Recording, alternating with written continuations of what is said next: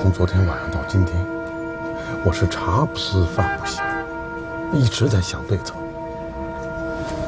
您又不让我把这事儿给说白了，绝对不能把当局牵扯进去。这次的演出已经引起了各界的关注，强行停演，必然会引起种种不利于当局的非议。这事麻烦就在这儿。刚才我还在苦口婆心地劝他们，软硬兼施都不管用，他们一定坚持要演。你说这帮戏子如此胆大包天，他们中间会不会有共产党？这个我敢跟您打包票，我跟他们合作多年，绝对了解。你敢保证他们背后没有共产党在撑腰？好像没有。事情不是你想的这么简单，现在是非常时期，凡事多长个心眼儿，免得一失足成千古恨。你光炫不行，得耍手段，想办法。比如让戏班子自己出点什么事儿，主演生病，或者嗓子哑了什么的。总之，只要戏能停演，我不管你用什么方法。好，那我先走了。来，记住了，这件事和当局没有任何的关系。好。来，抓紧。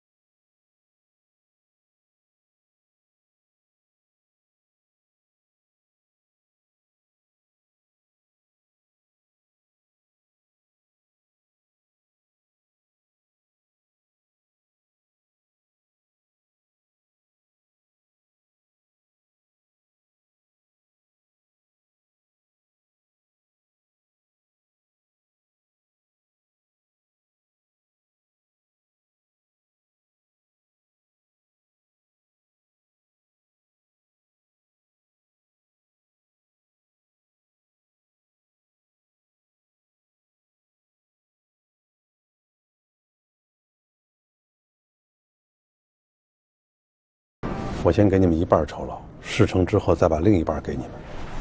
放心，保证干得干净利索。走了。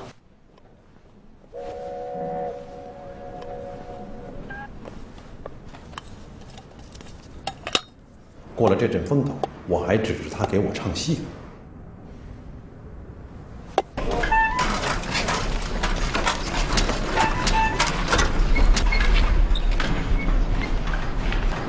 走到后门去。春花，那我先送他们回去啊。哎，慢走，嫂子。静静和阿姨再见。再见。再见，静静。走了啊。春花姐，哎，月红。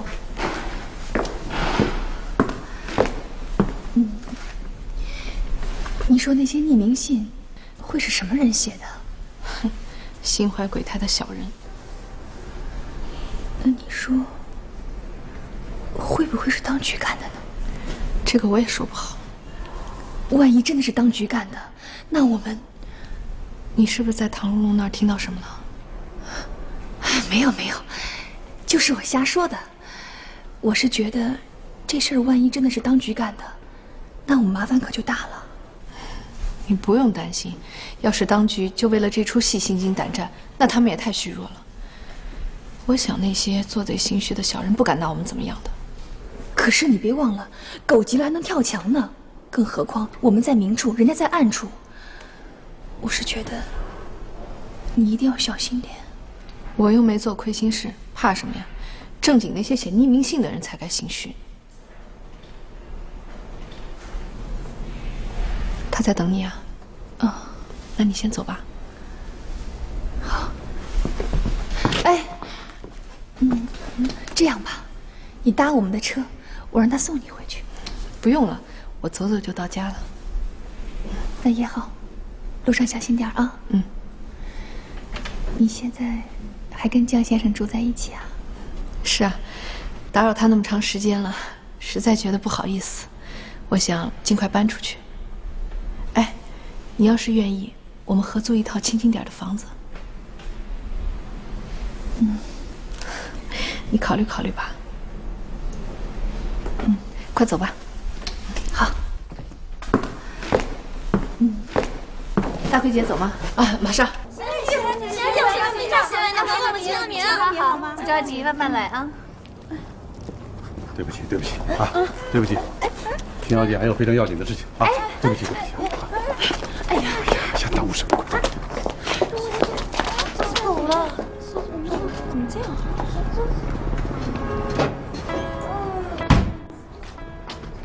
没钱啊。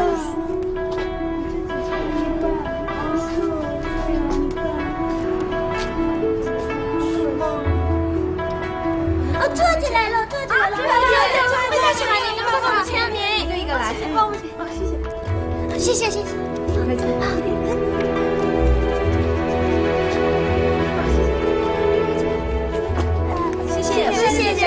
谢。我们也走吧。哎，春花，你脸色不好，是不是太累了？要不我们叫黄包车回去吧？我没事，刚演出完，总是很兴奋，走走路可以平静一下，不然啊，回去躺在床上半天都睡不着。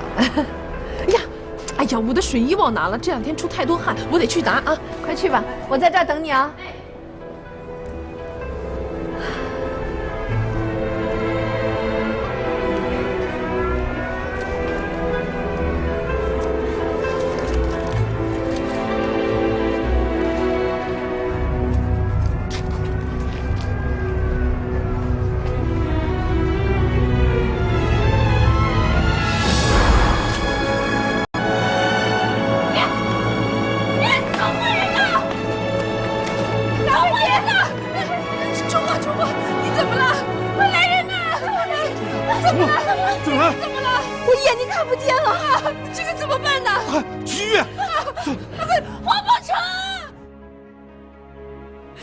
都是我不好，要是我不回去拿东西，春花也就不会遭人暗算了。哎呀，大奎，真是太卑鄙了，太可恶了！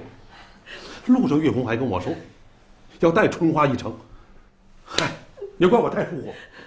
在这儿。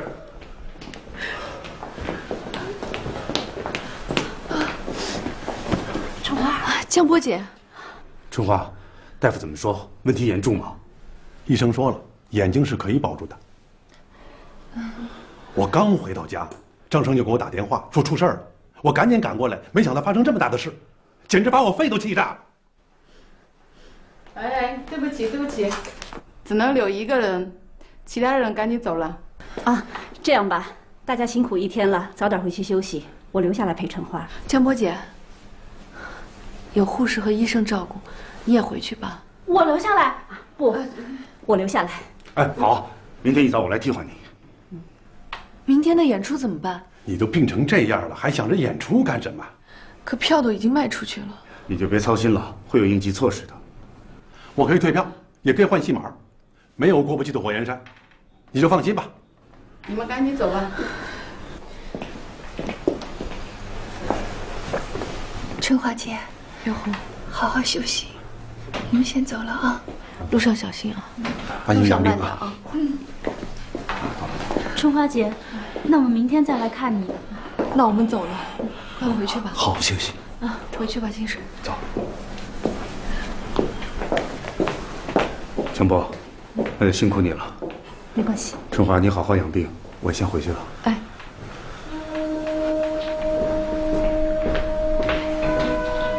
来，先躺下啊，慢点。哎，好了。辛苦你了，江波姐。没关系。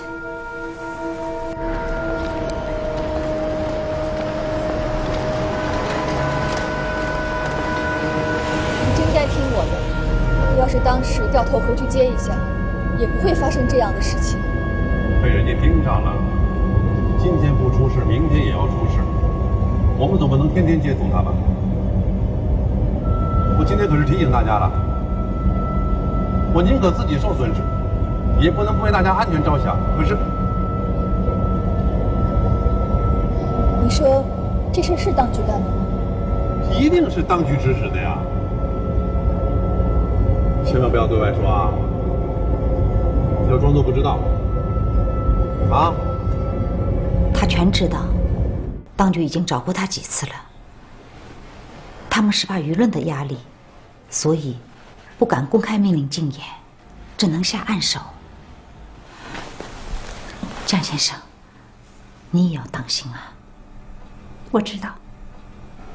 水花姐，哎，水花姐，谢谢你。这么晚了，你还特地跑来告诉我。没事儿。祝福这个戏很好，我从头看到尾，很感人的。水花姐，你看了？嗯，我们原来为戏里哭的人都是才子佳人，我是第一次为一个普通妇女难过。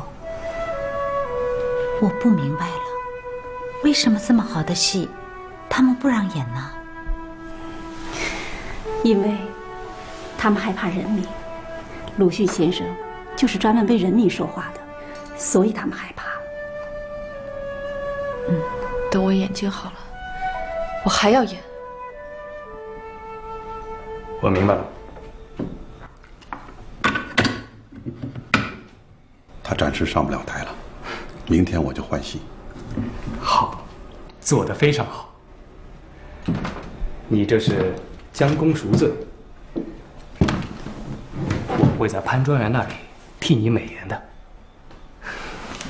我个人是冒了风险的啊，而且剧院损失也很大，10天的票都卖出去了。为当局效力，会有很多好处的，说不定哪天你还有求于我，到时候我一定帮忙。来，啊！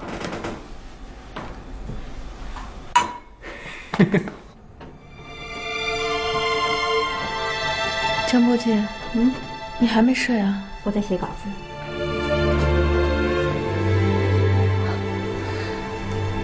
我要把今天晚上这个事件公诸于众，明天一早要让全社会的人都知道他们丑恶的行径。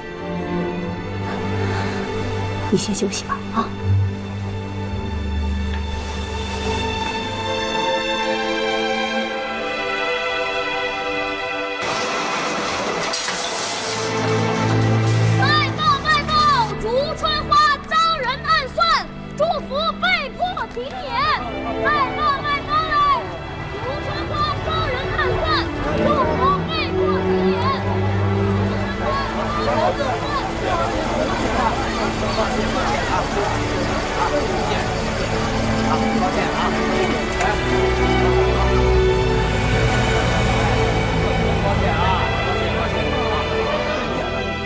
眼睛被人撒了石灰，那不成瞎子了？眼睛还能保住啊？你是不是指望春花变成瞎子啊？哎呦，你也把我的想的太恶了，我没那么坏。那个春花要是住进医院的话，这叫什么来着？那个戏祝福要停演了，好像要换戏嘛。这不换也不成啊。看你幸灾乐祸的样子，还说自己不坏。我这不是替你高兴吗？他不能演了，你就可以出山了。人家遭这么大的罪，你一点同情心都没有啊？你对他同情，他对你同情吗？啊，他如果是有半点义道的话，就不会回到新湖来唱戏，也不会把我这个4级班的人给挖走。你把4级卖给了唐如龙，戏班子已经不是你的人了。戏班子不是我的，可牌子还在，4级的人还在。那4级还是你水花的班底。说现在好啊，给祝春花去配戏，给祝春花配戏，他们能赚来生活，这不是什么坏事。水花，这你有点傻啊！对他们来说不是坏事儿，那对你来说就是坏事儿了。堂堂的一个越剧皇后，连自己的班底都保不住，这又不是什么光彩的事儿。皇后，我不稀罕这破皇后。风光的事儿，我经历了，风光了半天，在别人眼里还是戏子，没有几个正经人能看得起你。唱了这么多年的戏，我的心早就寒了，我早就不想唱了。哎呀，你不唱戏，你拿什么活呀？啊，你不要饿死啊你！马路上那些叫花子有几个是饿死的？那你要做叫花子啊？我现在跟叫花子没什么两样。你看看你，哎，现在怎么会变成这个样子啊？啊，什么晦气话都能说得出口呀？呸呸呸呸呸！啊，真是越来越没出息了，你真是。好了，话题扯远了。哎呀，你看那没出息的样子，我真是气死人了，真是。有什么好气的？啊，春花住院了，祝福不演了，正是我们水花翻身的日子，高兴都来不及啊！你自己高兴吧。哎，水花，别，水花，你怎么说走就走了呢？水花，哎，林先生，小夏，嫂子，林先生，春花，桂芳和我女儿看你来了。啊，林静，快叫阿姨。阿姨好。静静，谢谢你来看我。今天感觉好点了吗？嗯。桂芳给你炖了鸡汤，趁着闷热，你喝一点吧。呀，谢谢嫂子，太麻烦你了。不用谢，应该的。哎，桂芳，我来吧。哎，不用不用，我自己来吧。哎，那怎么行？全洒了。来。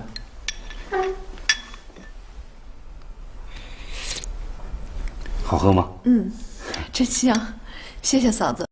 不用谢。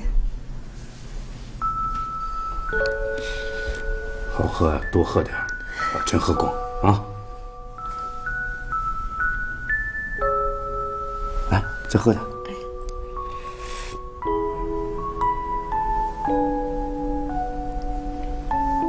这些是这几天有关越剧祝福停演事件的各种报道，有些文章含沙射影地对当局进行了指责。知道是些什么人写的吗？写文章的人用的是笔名，还真不好查。那就去查报社的主编，通知有关部门，凡是发表这个事件来影射政府的文章的报馆，都要严查。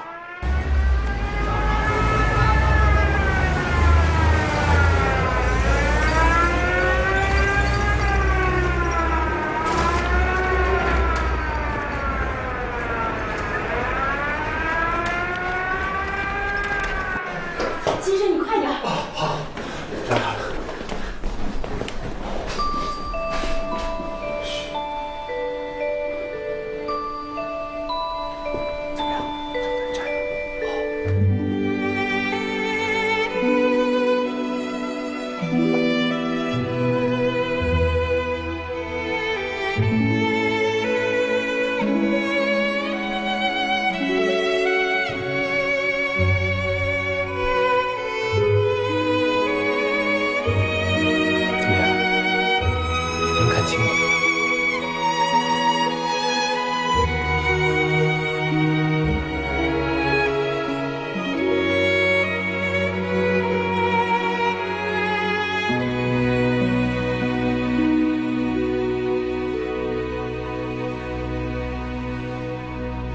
我看见你们了，我出来了，姐。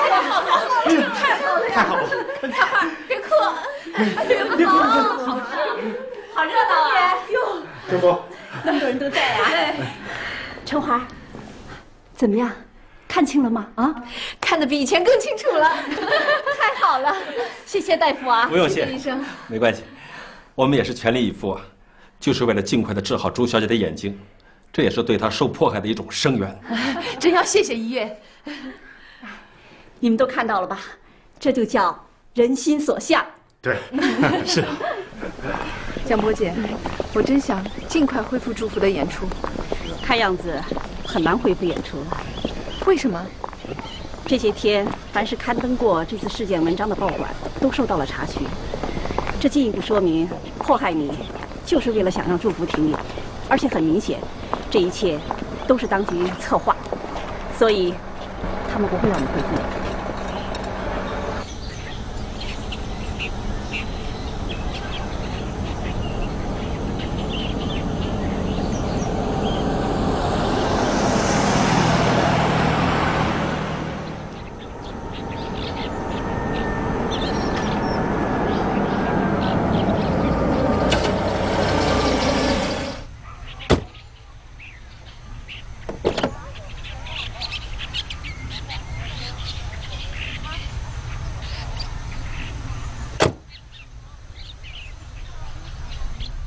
昨天我跟唐经理谈过了，说春花今天出院，让他安排祝福的复演时间表。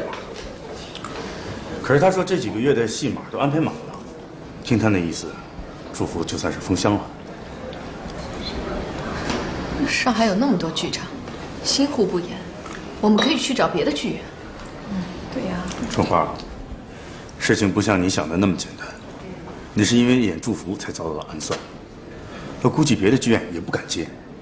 出了这么大一件事儿，虽然引起了公愤，你又获得了普遍的同情，但是如果再继续演这部戏，那些剧院的老板们多少都会有所顾忌，尤其是当局的干预。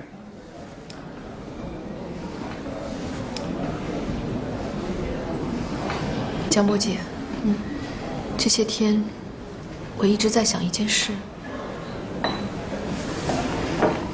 我要盖一座自己的剧院。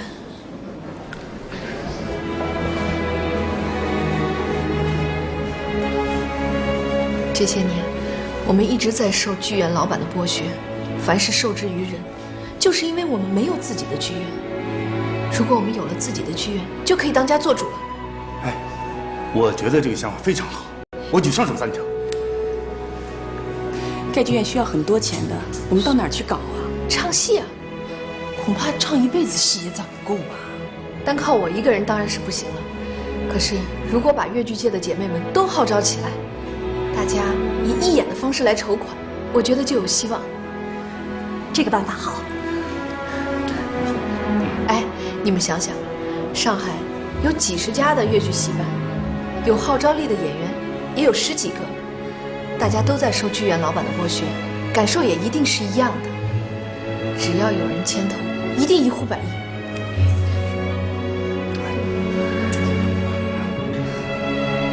我们唱越剧的女子，要想获得世人的尊重，首先要争取人格的独立。要想争取到人格的独立，首先就要经济独立。说得太好了，小波，我觉得可行。首先，我们要起草一个举行义演的倡议书。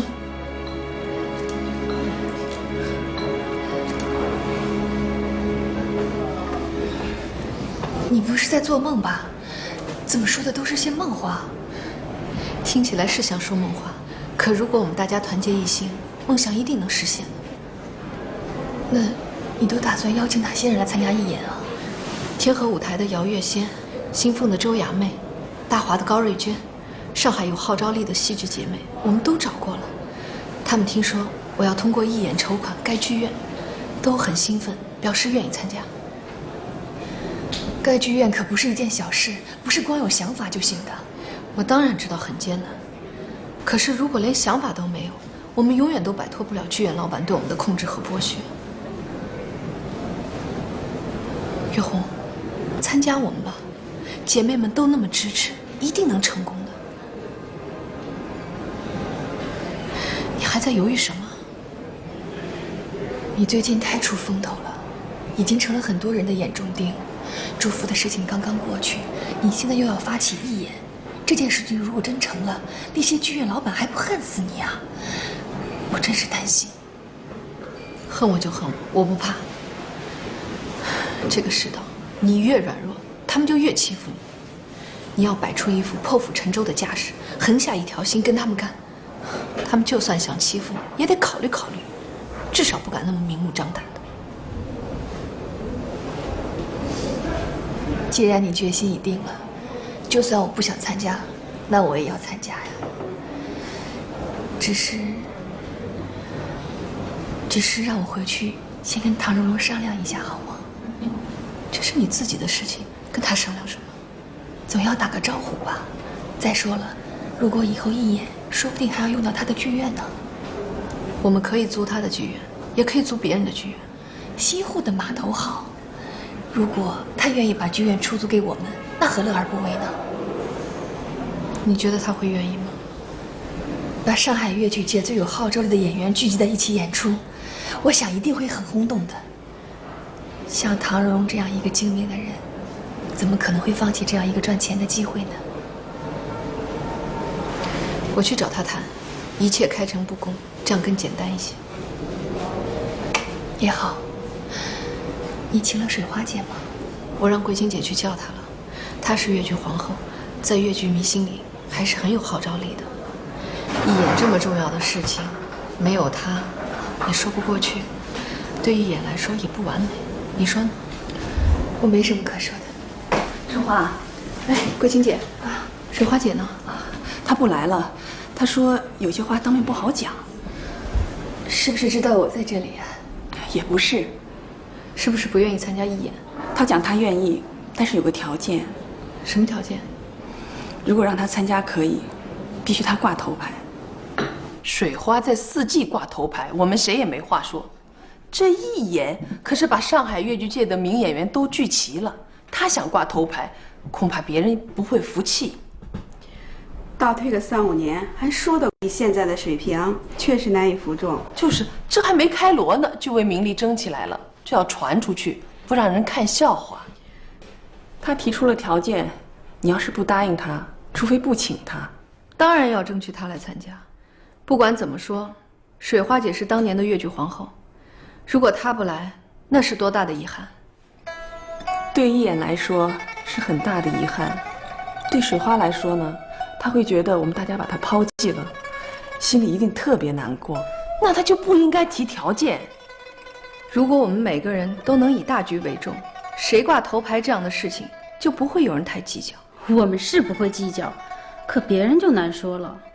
我可以去做其他姐妹的工作，拥有属于我们自己的剧院和学校，那是大家共同的心愿。为了实现这个心愿，我们就不要太计较个人的名利和得失了。水花，你是对的，头牌是一定要争的。粤剧名角登台演出，谁挂头牌，谁就是龙头老大，不争是傻瓜。只怕有人不服。谁不服啊？粤剧皇后挂头牌，顺理成章，啊，春花就会不服。事情是人家张罗的啊，人家不想出风头啊，人家会把头牌的位置让出来啊。啊，他要出风头咱不管，但是他让水花做陪衬，想也不要想。人家张罗了半天哦，把头牌的位置让给水花啊。那就不参加，反正掉价的事咱不能干。不参加，那水花不成了师姐这之后的人物了吗？那人家会怎么想？哎呀，你们算计了半天，谁也没说对我的心思。你不是想挂头牌吗？我连戏都不想演了，还有什么闲心跟他们争什么头牌啊？那你到底想什么呀？这次演出的事儿跟我没关系，我不想跟他们凑这热闹。你不是让桂清把话给朱春花递过去了吗？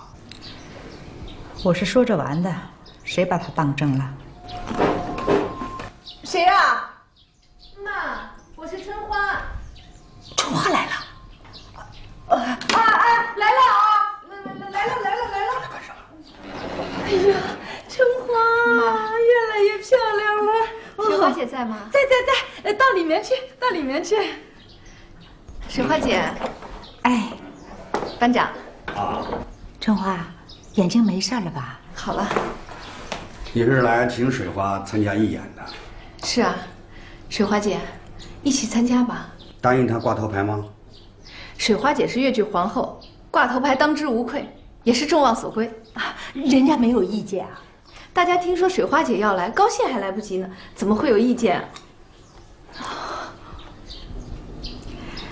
春花，你的想法我支持，演出我就不参加了。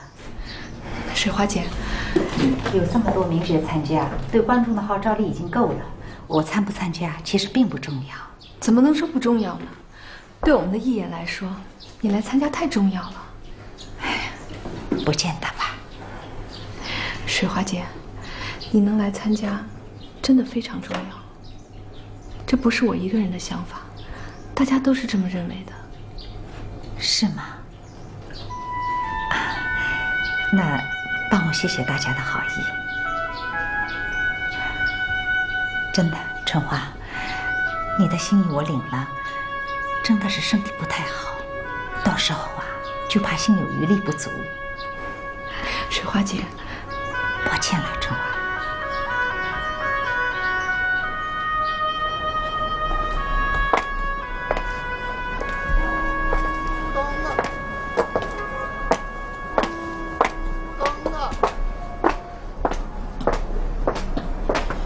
春花，水花姐。春花，你能想起请我，而且答应我挂头牌，说心里话，我是很感动的。既然你这么坦诚，那我也把我的真实的想法告诉你。我现在的嗓子大不如以前了，再说扮相也不太好看了。你想啊，这么多名角同台唱戏，谁好谁差，你不比，观众也会比的。与其说让人失望，我想还不如自己找个理由谢绝了的好。我提出要挂头牌，其实心里想啊，大家肯定不会答应的，那样正好给自己一个台阶，也给大家一个台阶。水花姐，你不要这样想，你现在跟谁比起来都不逊色。再说，义演筹款是为了盖剧院、办学校，跟我们每个姐妹的利益都是相关的，这是大家共同的理想。个人的得失真的已经算不了什么了，来参加就是增加我们姐妹的力量。等我们有了自己的剧院和学校，我们就真正是自己的主人了，那多好啊！水花姐，来参加我们吧。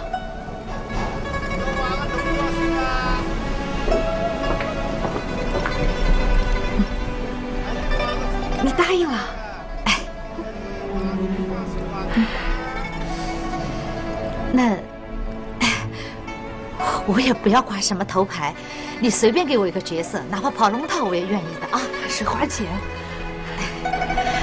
春花，其实我心里一直挺敬佩你的，在这十里洋场，你始终能保持洁身自好，这太不容易了。开始的时候啊，我们大家都在看你能保持多久。可事实证明，你是那样的了不起。我们姐妹想当初为了生存，被人架在那儿，你争我夺的。现在想想，真是对不住你。哎呀，水花姐，你看你说到哪里去了？我这个人的性格吧，也是蛮要命的。死要面子活受罪呀，还在姐妹们面前端着一副唯我独尊的架子，真是很可笑。哎呀，水花姐，你不要想的太多了。为了义演，也要好好保重身体。哎，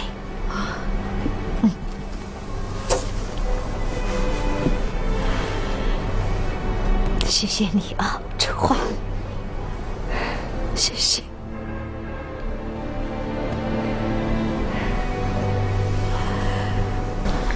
不挂头牌，他也愿意参加。是，水花姐说，跑龙套他都要参加。他真是这么说的？那太阳从西边出来了？不是太阳从西边出来了。说来说去，还是我们对水花姐的了解太少了。过去总觉得她的性格有点怪，跟她相处，冷也不是，热也不是。通过今天的谈话，我发现其实她是一个很通情达理的人。他就是要面子，其实心肠还是蛮好的。当初秀珠姐走的时候，他在台上下跪，请求闹戏的观众谅解，还是蛮有姐妹情谊的。而且，他当初也帮过我的。面子是我们这个行当的致命伤，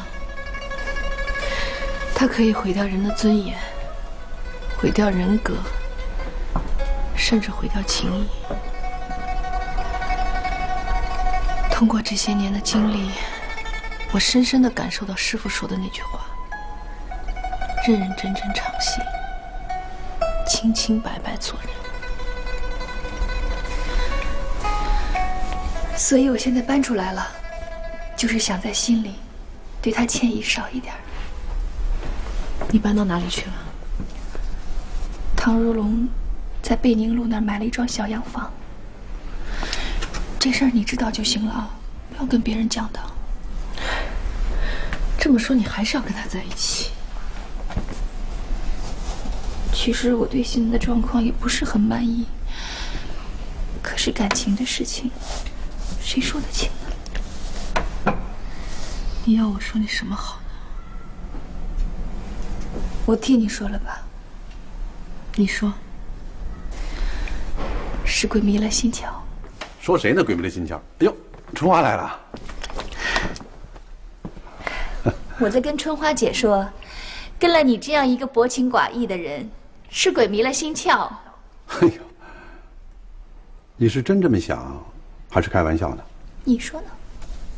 你要真这么想，那我就成窦娥了。春花，你给说句公道话，如果他真这么想，我是不是比窦娥还冤？你要是含冤，那这天地间哪还有公道啊？嗨，我怎么忘了？你们是从小一块长大的姐妹，我请你说公道话，那不是请错人了吗？好了，我先走了，玉红。春花，走啊。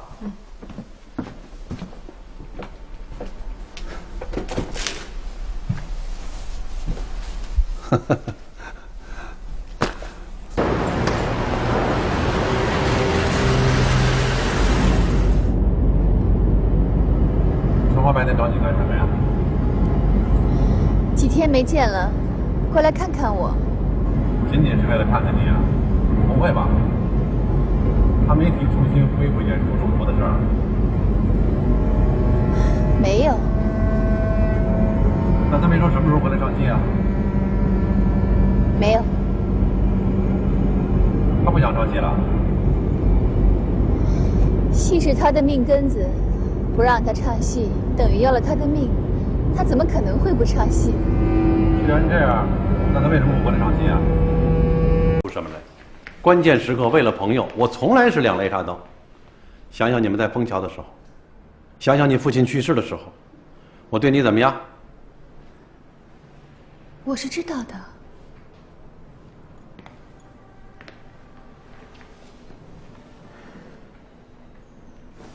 但你并不信任我。不是不信任你，实在是事情还在商量当中。什么事情？春花姐想盖一座属于我们自己的剧院。是吗？啊，她还想开一座越剧学校呢。他发财了？他到哪里去发财呀？找着阔老做坏事？你以为他是我呀？只有我才能办出这么傻的事儿来。要趁机敲打我是不是？谁让你说话那么阴损的？哎呀，其实我也没有别的意思。春花要盖剧院建学校，我倒是很钦佩她的志气。可要办成这2件事，那要花很多钱呐。她哪来那么多钱呢？我是为她发愁啊。他打算把上海滩有名的越剧演员都组织起来，通过义演的方式来筹款。哦，这个想法倒是蛮绝的啊。春花真是个有心人呐。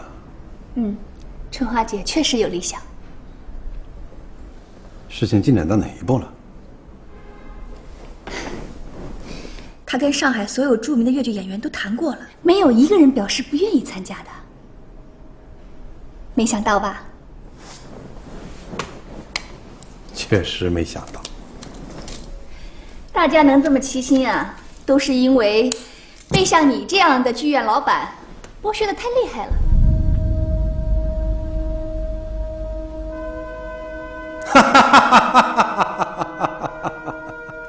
诸位，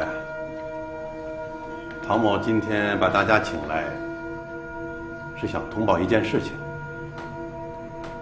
朱春花牵头要组织义演，想用义演的方式筹款，来建一座属于他们自己的剧院，还想用义演筹来的款，再建一所属于他们自己的越剧学校。据我所知，各位剧院的台柱子们都表示要参加呀。还有这啥？没听说啊？没有。大家一点风声都没听到吗？没有。看，这么大的事情，把咱们全给瞒住了。我先把这份义演合约读给大家听一听，这是在充分征求大家意见的基础上，由林先生执笔的。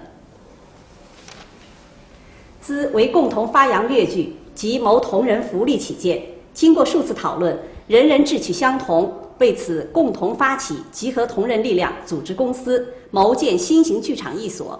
此后为剧院及剧务上一切事宜，发起人都需共同负责，各尽力量，以其越剧前途发扬光大。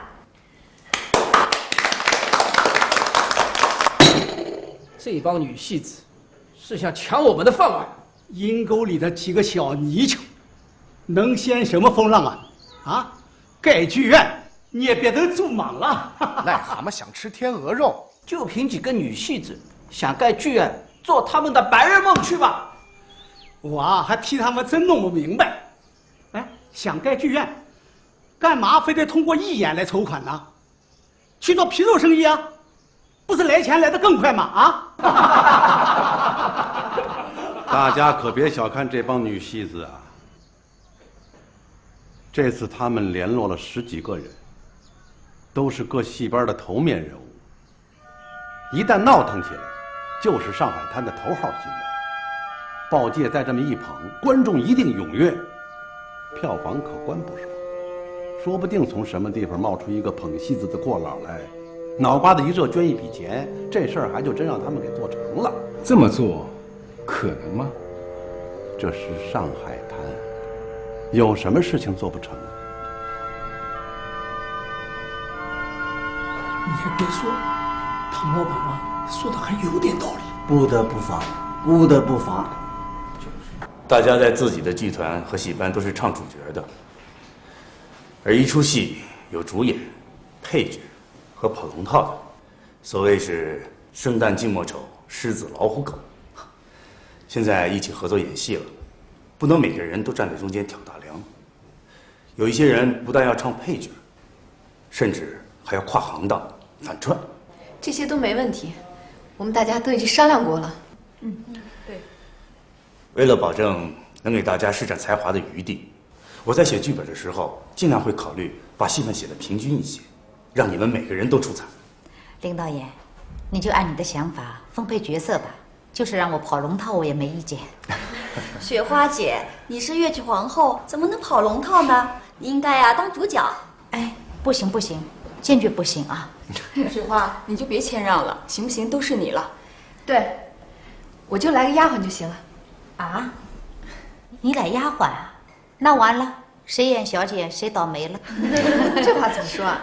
你的扮相，你的身段，天生是演小姐的，你演丫鬟。还是给演丫鬟的留点饭吃吧啊！雪花姐也会拿人开心，就像秀竹啊，她天生就是。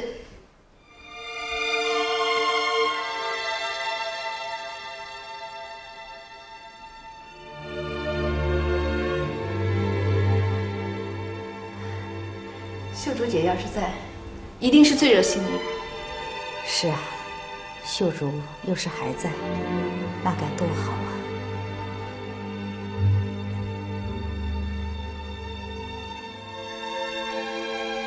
你们盖剧场、办学校、同台一演，称得上是前无古人的壮举。秀竹在天之灵，也会感到高兴的。是啊。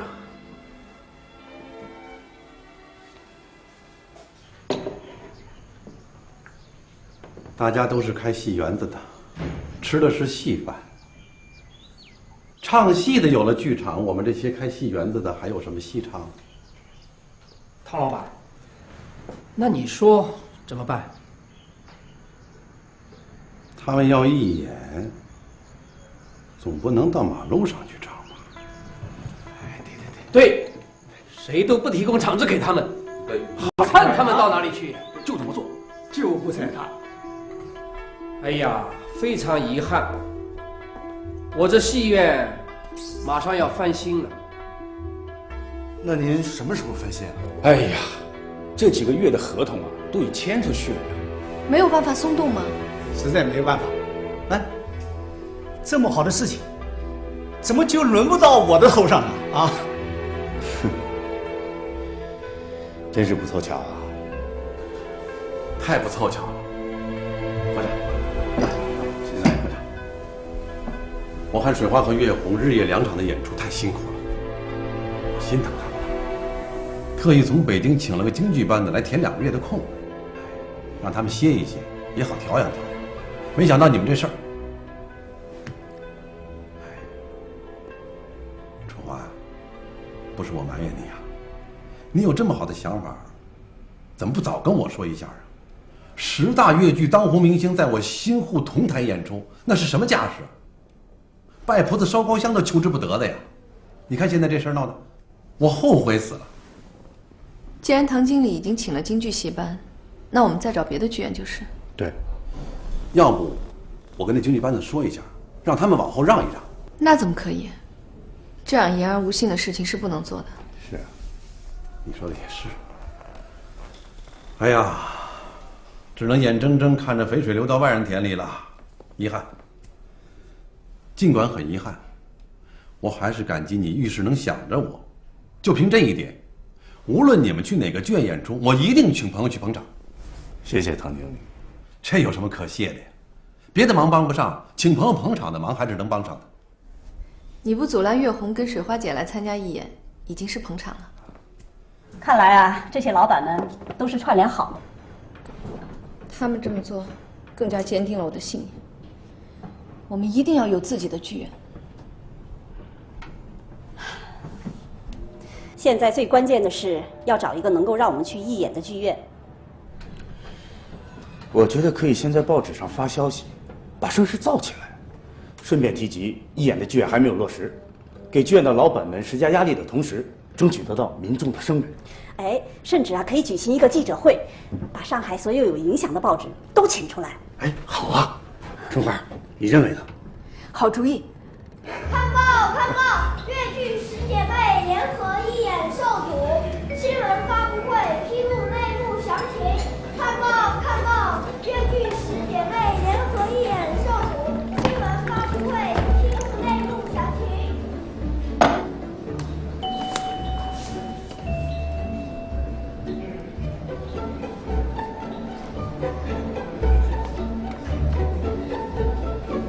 找一下怡乐大剧院的姚老板。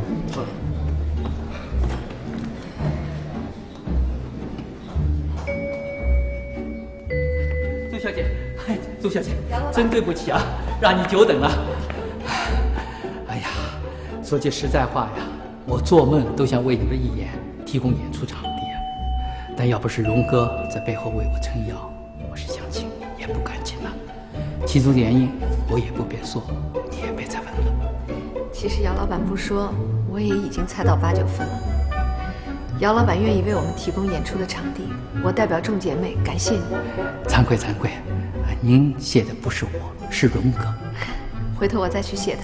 荣哥说了，你们唱戏也不容易，要我免去场租，票房分成比例呢，也照朱小姐的意思办。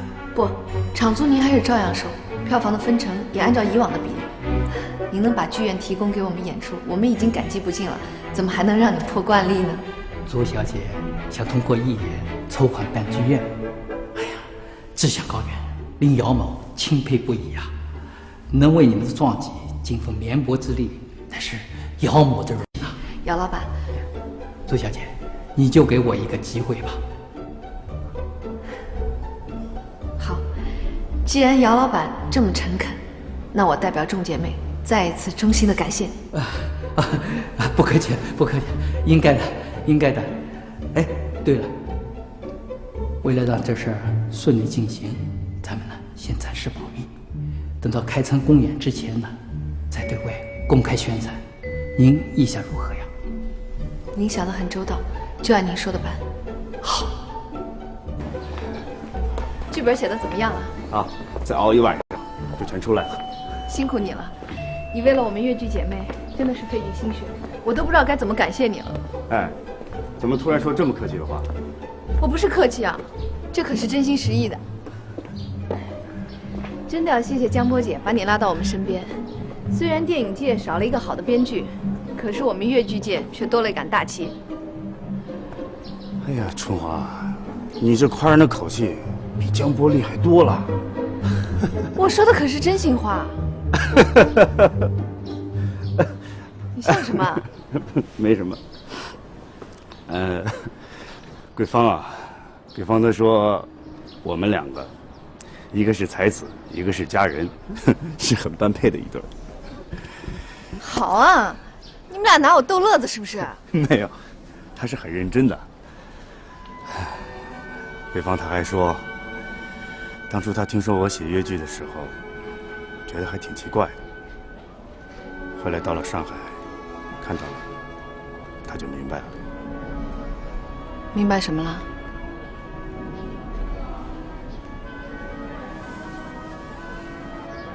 明白我为什么放弃了。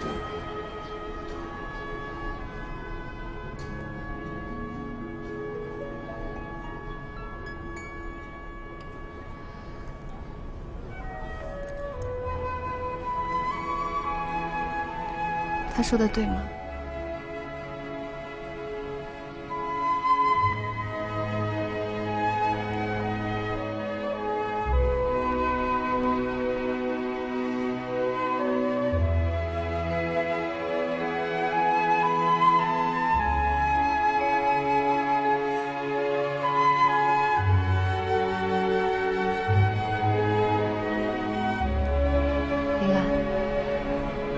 嫂子是一个非常非常善良的人，我们不要伤害她，好吗？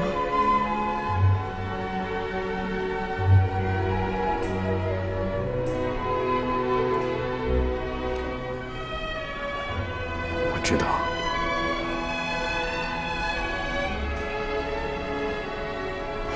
你回去吧，我走了。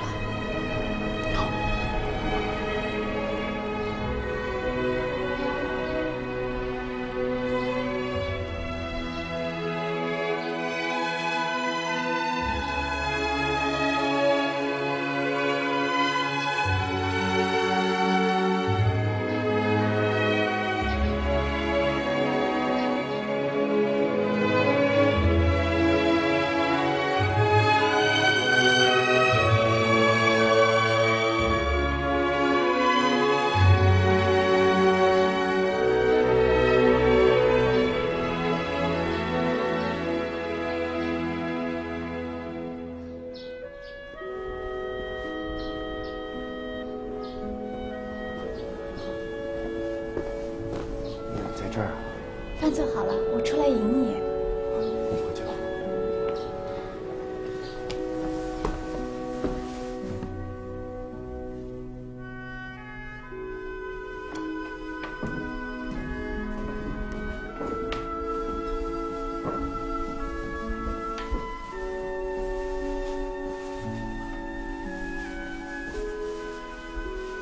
你看，你都有白头发了。是吗？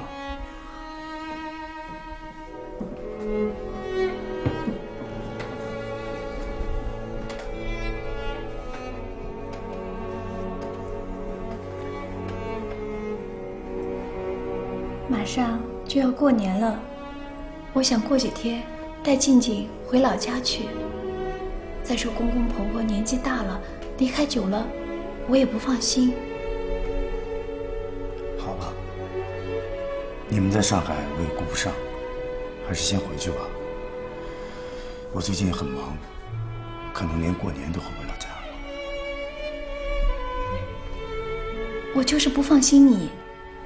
你看周小姐这次出事多吓人，我担心你。别担心，我会小心的啊。其实我放不放心的，也帮不了你的忙。我知道你现在在上海做的是很重要的事情。一个人在上海做你的事业，要是你的身边有一个像竹小姐这样的人来帮你照顾你，我的心里就会踏实很多的。桂芳，你想什么呢？你是不是以为我和竹小姐？我就是觉得你们挺合适的。如果你想纳妾，我不会反对的。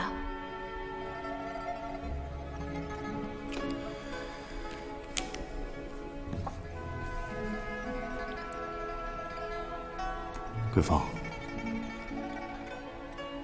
春花是个好女人，她不会给别人做小老婆的。你是个好妻子，我也不会抛弃你。其实你帮得上我的忙，你在乡下照顾我的父母和静静，就是在帮我的忙。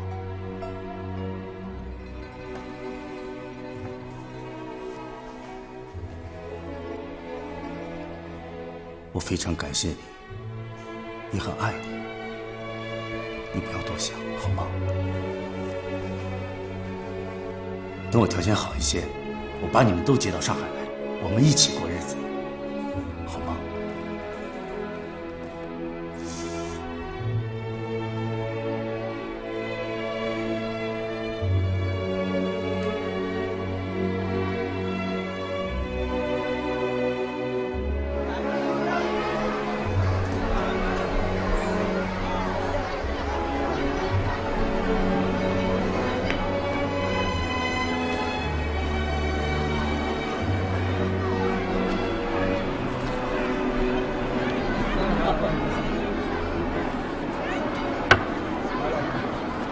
姓姚的见利忘义，真他妈不知东西，谁说不是呢？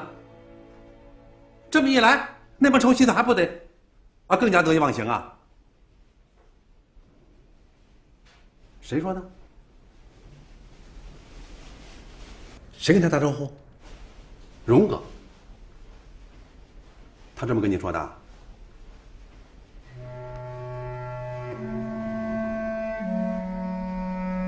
如果真是这样的事情，还真不好办了。好，我知道了，再问。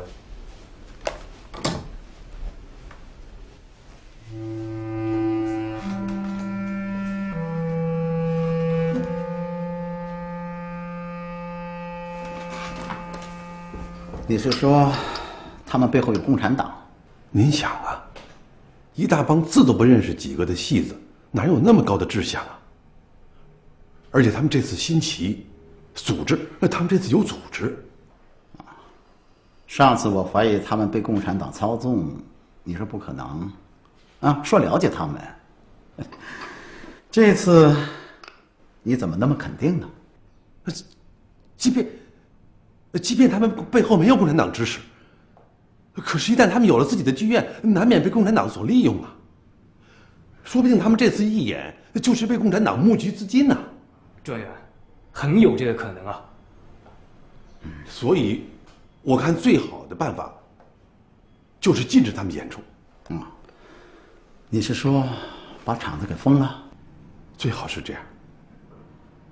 专员，要不让社会局出面吧？社会局，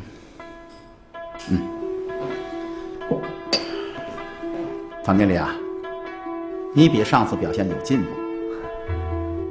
这样吧，孙秘书，你就陪唐经理到社会局去跑一趟，我给社会局王局长打个电话。谢谢，谢谢唐主任。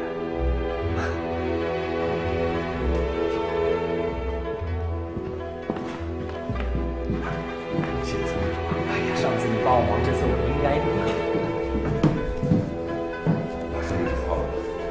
好说好说，走。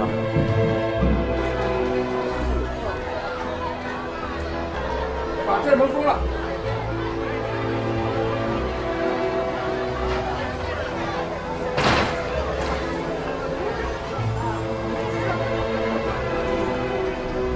不是还有票子吗？怎么回事啊？什么人？为什么呢？听说没办演出许可证啊！你们没有办理演出许可证，属于非法演出，当然要取缔了。我们参加义演的姐妹在年初已经办理过许可证了，加在一起一共有10几张呢。我指的是这一次义演，没有办吧？我们义演又不是第一次，从来没有听说过义演还要单办许可证的。那是过去，过去是什么时期？日战汪伪时期，怎么能跟现在相提并论呢？现在光复了，一切都要严加管理，这是上面新的规定。既然是新规定，那就请王局长把规定拿出来给我们看一看吧。对，看什么呀？你不是说是上面的新规定吗？白纸黑字拿出来给我们看一眼，我们也好和众姐妹和买了票的观众有个交代啊。哦，文件，那自然是有的了。我刚才还在找呢，可是那个秘书没有在，不知道他放到哪儿去了。这样吧，你们要不先回去，我一会儿。你要是拿不出文件，我们就可以认为你说的新规定是不存在的。你的意思是我在编故事吗？你是不是编故事，我们不晓得，我们只要求看新规定。你要是拿不出来，就去把我们门上的封条撕了。那是不可能的。抛开演出许可证不说，谁能保证你们义演得来的钱不派作别的用场呢？我们义演是为了筹款盖剧场，你说我们能做什么用啊？实话跟你们说吧，有人怀疑你们借着义演的幌子，赚来的钱去资助共产党。凭什么这样说？你有证据吗？有证据就不叫怀疑了，那是事实了。王局长，你刚才说我们没办许可证，现在又扯出共产党来，到底哪一条是你禁止我们义演的真正理由？许可证是理由，至于共产党啊，现在是非常时期，我是怕你们被共产党所利用啊。这你不用担心，我们没有见过共产党，也不知道什么是共产党。今天首演的票子已经卖出去了，局长要是不肯解禁，用这种不能服众的理由来禁止我们义演，万一要是引起公愤，观众闹起事来，我恐怕你负不了这个责任。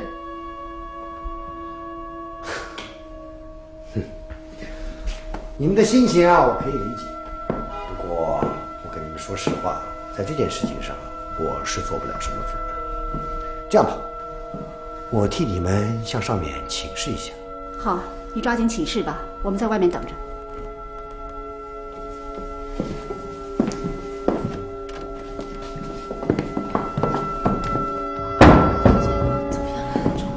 他说要向上级请示。显然是上面的指示，不管他说的是真是假，我们等等再看吧。好，朱小姐，请你们2位再进来一下。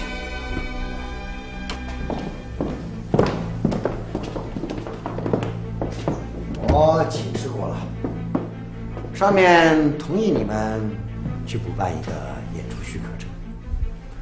不过上面也提到对你们可能被共产党利用的担忧，因此，为了打消上面的疑虑，也为了堵住一些人的嘴，我们必须成立一个基金保管委员会，以保证一眼得来的钱在将来全都用在盖剧院这件事情上。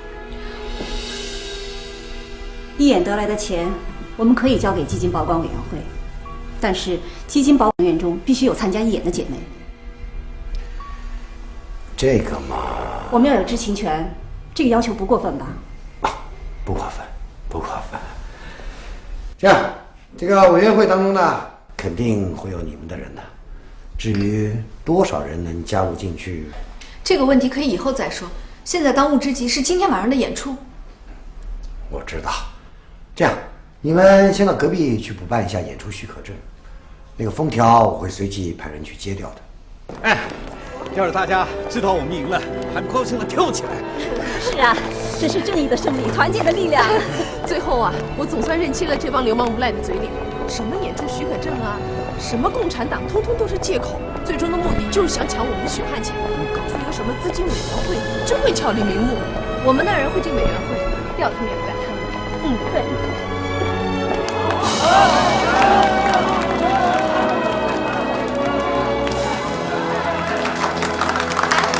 为了这次义演，月仙姐放弃了拍电影的机会，水花姐也义无反顾地戒了酒。还有林先生，不仅在最短的时间里完成了剧本，而且以他一己之力完成了舞台美术的设计和制作，并且全力以赴地帮我们来拍戏。我们这次义演能够如期举行，首先要感谢林先生。说句心里话，能和大家一起工作是我莫大的荣幸。这要感谢呢，最应该感谢的是竹小姐和江先生。正是因为他们的据理力争，社会局的阻挠才没有得逞。大家啊，都是各个戏班的顶梁柱，为了一个共同的目标走到了一起，齐心协力，争当配角，不计名利得失，甘当绿叶。这在以前是根本无法想象的事情。单单凭这一点啊，就可以骄傲地说，你们已经创造了历史，在中国戏剧史上写下了光辉的一页。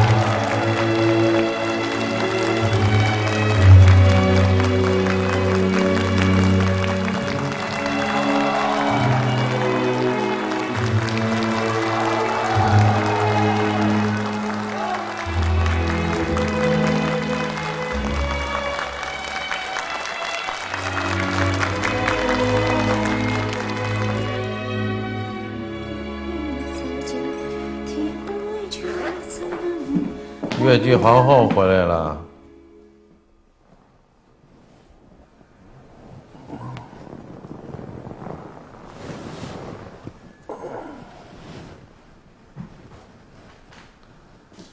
演出怎么样？盛况空前吧？是不是应该庆贺一下啊？啊？我戒了。戒了。戒了。真戒了。彻底戒了。这可真是难得。戒了好啊，戒了头脑清醒，还能给你省点钱。头一句是实话，第二句是屁股。就这么走了啊？明天下日场，我得早点休息。不想再跟我说两句？有话明天说吧。怎么回事？你又找着当越剧皇后的感觉了，想盖剧院当老板，那还巴那儿没一撇的事儿呢。该剧院当老板？啊，你做梦啊！一个唱戏的，天天生下贱的命。癞蛤蟆还想吃天鹅肉，你才癞蛤蟆！哎呦！你吃了棒子反了你啊！要反了你啊！哎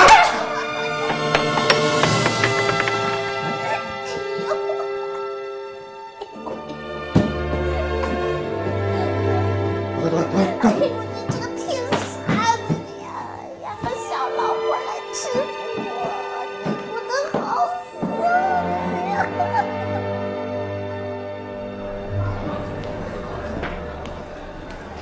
哎，大家知道吗？好几十家的报纸报道了我们一眼的消息，对我们要盖剧院的想法全都大加肯定的。春花，你比我们出道的晚，想的却比大家都远呢。是啊，我都是被逼出来的。这些年我们委曲求全，看尽别人眼色，就是因为没有自己的剧院。办越剧学校的想法非常好。等我们将来老了，唱不动了，至少还有一个归宿。你说的对呀。水花姐，水花姐都来了。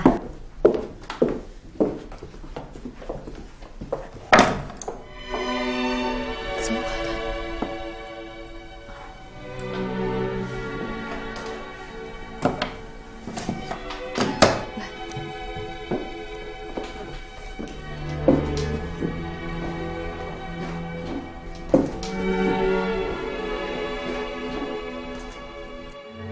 到底是怎么搞的？你跟我说实话。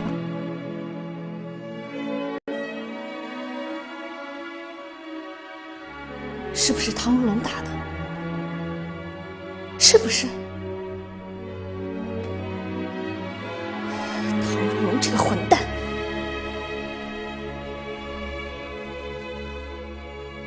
水花姐，不要害怕，不要光顾着面子。其实这些年，唐如龙是怎么对你的，我们大家都看在眼里。你越是软弱，就越会受他的欺负。你一定要相信邪不压正。你说出来，我们大家都会给你做主的。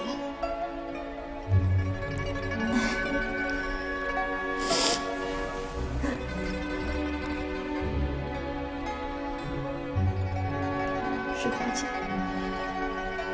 我们都希望你能快乐起来。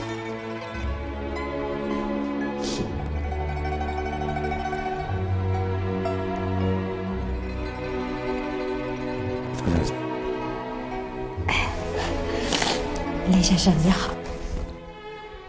一个人开心不开心，总会写在脸上的，藏是藏不住的。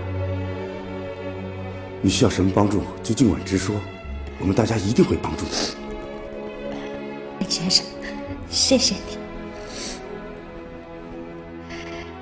林先生，我有个想法，一直想找你聊聊。好呀。你给我写个剧本吧，我想演个新戏。可以啊，什么样的戏呢？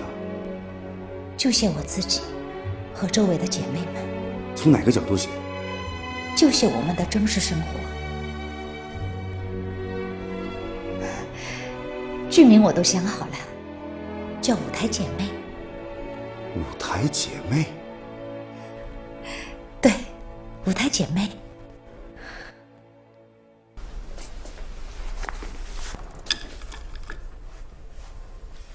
你动手打水花姐了？他说的。他什么都没说，但他的嘴角又红又肿，大家都看到了。我没打他，他跟燕子打架了，燕子脚都骨折了。是吗？那他脸上的伤是怎么回事啊？两个人打架，谁能说得清楚啊？你一拳我一脚的，跟这两个冤家住在一起，一天都不得安宁，真是受罪。嘴上这么说，谁知道你心里怎么想啊？吃着碗里的，看着锅里的，只怕心里还美得不行了吧？还美得不行，蘸着锅里的，甩都甩不掉。你别向我抱怨了，是你自己乐意讨这样的生活。难过也没人同情你。我这不是跟你诉诉苦吗？只有在你这里，我才觉得清静一会儿。我不跟你讨同情，我跟谁讨同情啊？我才不同情你呢，你啊，活该。是，我活该。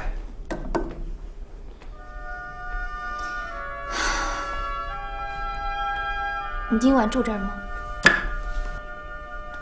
当然了，你还想打发我走啊？啊？我看还是回去吧。你不在的这会儿功夫，说不定那两个人又打起来了。爱打就打，让他们打去吧。眼不见心不烦。哎呀，还是躺在你这儿舒服。你们那边演出怎么着了？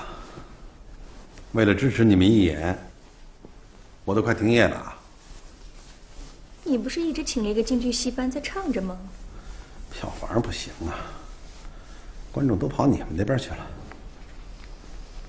京剧跟越剧的观众向来都是两拨人，井水不犯河水，哪至于？你们那边名角云集呀，还不行观众去凑热闹？还要演多久啊？我这边可快顶不住了啊！不好说，反正是场场爆满。照这个架势啊，再演1个月，恐怕都不愁没人买票的。这回可让这姓姚的占了大便宜了。你可嫉妒不上别人，当时春花姐是先找你的，是你拒绝了人家。